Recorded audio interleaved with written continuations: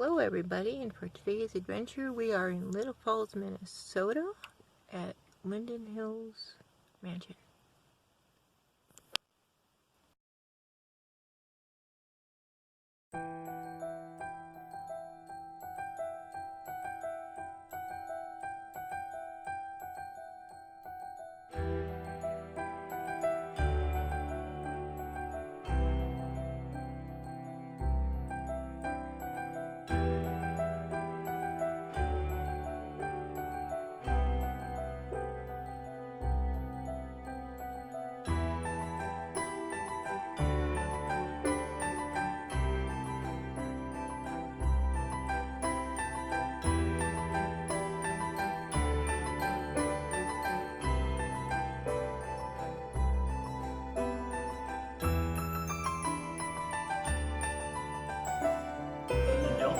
This is the Weyerhaeuser house. Weyerhaeuser came here in 1890 along with Drew Muzzer. It's Charles Weyerhaeuser. And their father sent him up here to operate the Pine Tree Lumber Company. The Pine Tree Lumber Company was headquartered out of Little Falls. It had property from south of Buckman all the way up to include Itasca State, part of Itasca State Park. Wow. So they pretty extensive. Their father said that they could build houses after they became profitable, and 8 years later they were building. Both houses were designed by Clarence Johnston, a state architect. Later on in his career, he was a state architect. He also did a place in Duluth called Glen Sheen, the Congdon Mansion. So, the Weyerhaeusers, both guys were bachelors when they came. Mr. Weyerhaeuser, Charles, married Frances Maud Moon. That's her daughter up there. And they were married just before this house was completed. They went on their honeymoon, came back, and then she started to put her feminine influence on the house. Until then, guys built it. That's all right. Muzzer, after the houses were built, married about 8 years later. Weyerhaeuser stayed here until 1929. At that time, they built a house on Summit Avenue and moved there. The reason they moved is Weyerhaeuser was the outside guy for the Pine Tree Lumber Company. He dealt with the lumberjacks and all the disputes, anything outside the office. He was not somebody inside. Mr. Muzzer was the inside guy. He was the accountant, office manager. He started a company called the Morrison County Lumber Company, which was a retail store here in town. And then he became involved in banking. He was on the board of directors of the local bank. Wow. When this house was sold for a nickel, and it's part of the property. There's 9.5 acres in the entire estate. 9 acres, wow. Yeah, he sold that to Muzzer for that. And then he used this as, I like to say, rental property, but what he was doing is he was renting it out to the presidents of the banks as they came through. Okay. They would come through, they would have a house that they could rent to stay in. Okay. Blue settee on the down part stairway behind the barrier there. That was designed and built for that corner. And unless they had that exact corner in their new house, what were they going to do with it? So they just left it. So the Muzzers, Mrs. Muzzer had a difficult time carrying children. She had several miscarriages. She had a boy named Timmy that was stillborn. And when he was, right after he was stillborn, she was doctoring down in the Twin City area. And the doctor asked if she would like a companion. This girl was 10 years old. Her parents, she was taken away from her parents because they were involved with drugs. And Mrs. Muzzer and it's Alice, they hit it off, and she became a ward. Wow. They did not adopt her because at age 12 you were considered an adult. Wow. So That's the second daughter. Was about 10 years later they adopted a second daughter, and then Laura Jane was born to them, their own biological daughter, about a year later. They're almost to the day.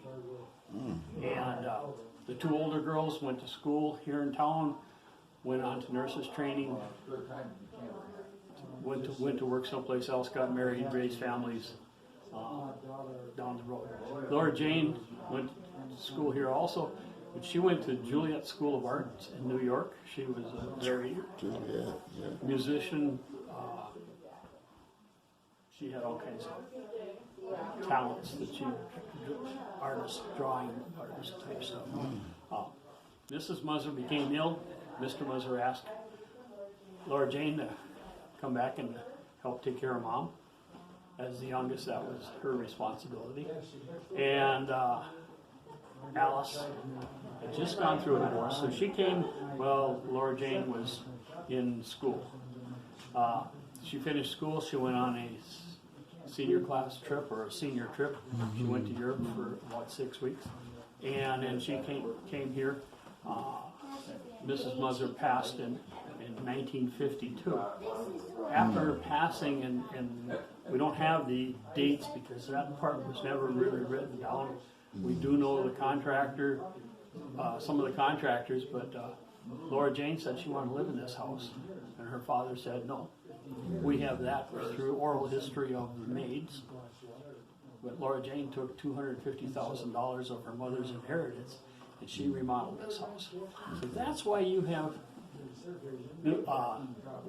newer wallpaper from the 50s and 60s, chandeliers, some furniture from that time frame. So she did. But she did us some great favors too. She had all the floors refinished. And then she put carpet on top of it. And she sent she had a contractor come through periodically and make a list of this needs to be taken care of maintenance wise, and the house is sat there. The friends group took over and we started doing inventories and stuff like that. There was other hostels that came in and they inventoried the furniture and some of the stuff, but not all of it. Quite literally, their clothing was still in the drawer. Pull the drawer out. Wow. It's there. Hats. If you go to the other house, there's going up the stairway as you turn to go up the second flight, there's a large painting of Mrs. Muzzer. We have that dress.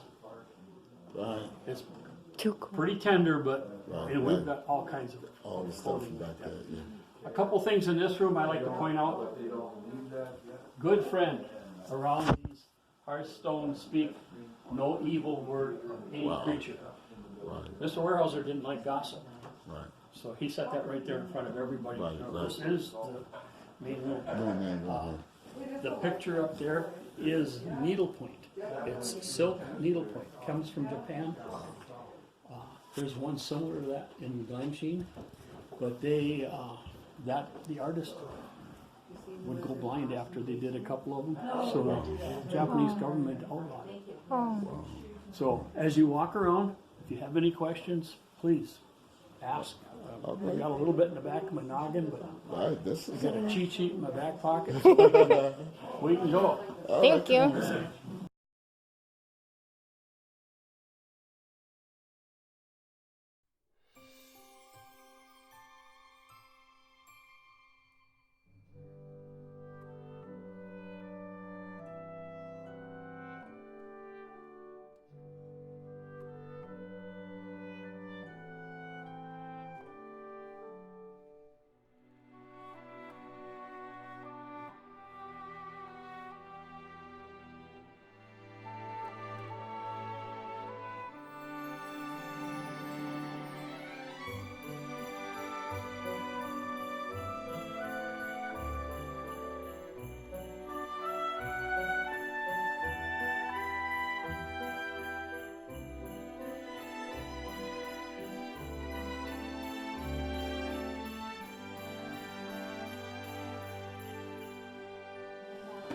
Okay, that's the bedroom. Bedroom there. Sitting over here. Let's take it out. It was made as this sitting room, that was sewing room. But then when they had the young children, they also used it as a nursery. All right, yeah, sounds. Then this window here used to face to the outside. And then they added the porch downstairs and a porch upstairs, so that whole end of the house is like a three-season porch. But that's where they had their bedroom in the summertime. Okay. Nice. Nice.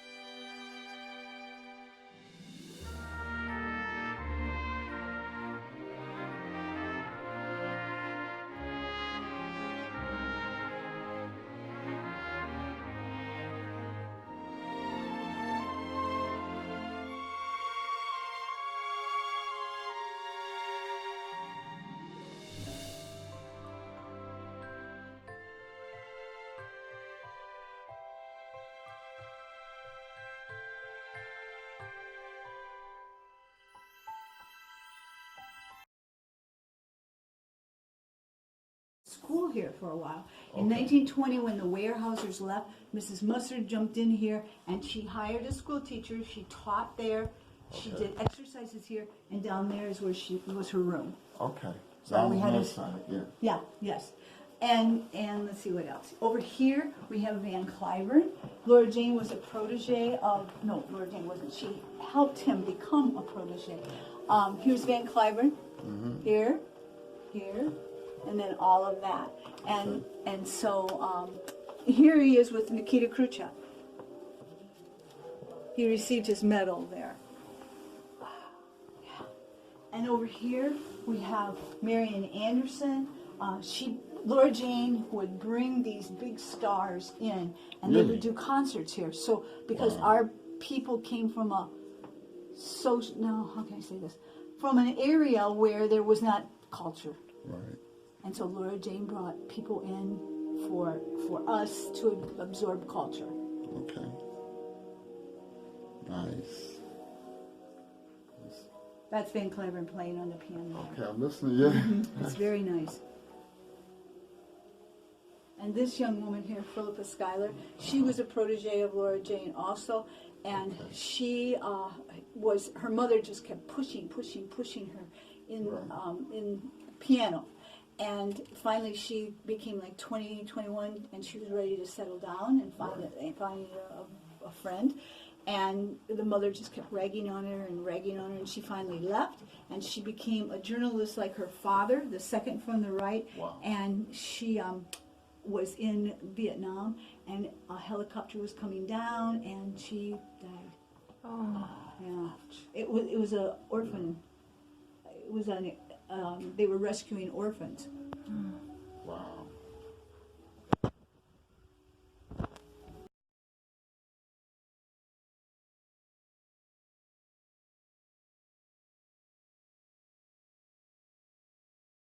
This is some of the furs. Some of the furs. Wow. Look at that one. Isn't Yeah. that gorgeous there? Nice. Okay, Mrs. Musser had many furs.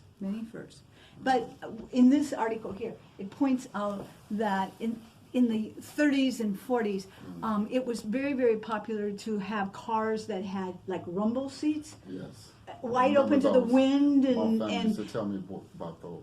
so you had to have a warm coat in order to be able to Yes, ride in my them. mother used to tell me about those. Oh, yeah. Was it rumble seat? Yeah, rumble seats. Okay. Yeah. Okay. Sure That's a did. miracle I pulled that out.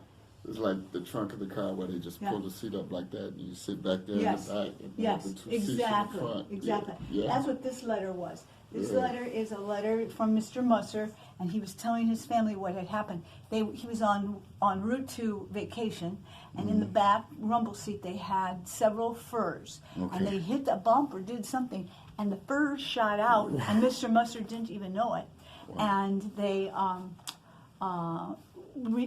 the person who found it returned them. Okay, great, great, yeah. That's, Well, we should got returned.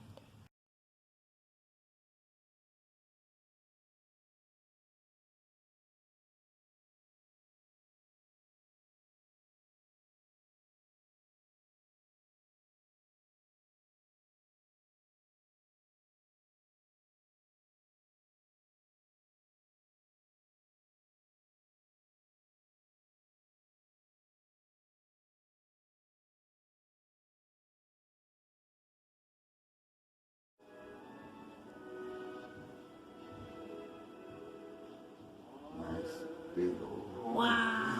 Yes, wait till you see the white mansion. Chicks over out there. there, yeah. This is Charles Capster. He is a artist from town here, Okay, and he's the one that did all these pencil drawings. okay.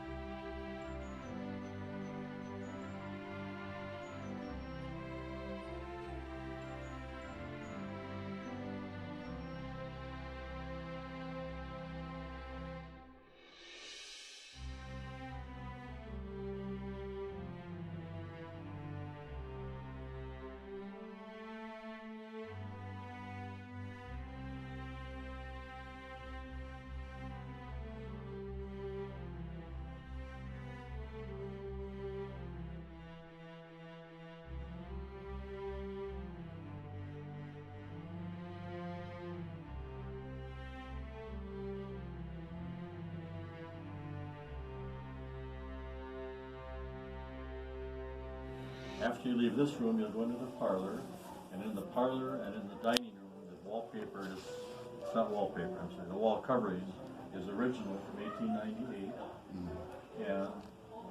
And after you go through the parlor, you'll go to the music room, and if the if they mentioned over there that it was built in 1930 when Mr. Muzzer was gone on a business trip, did they say that too? He was gone on a business trip to Washington, Oregon, and Vancouver, Canada, because they were lumber barons. That's where they bought more, they were buying up land.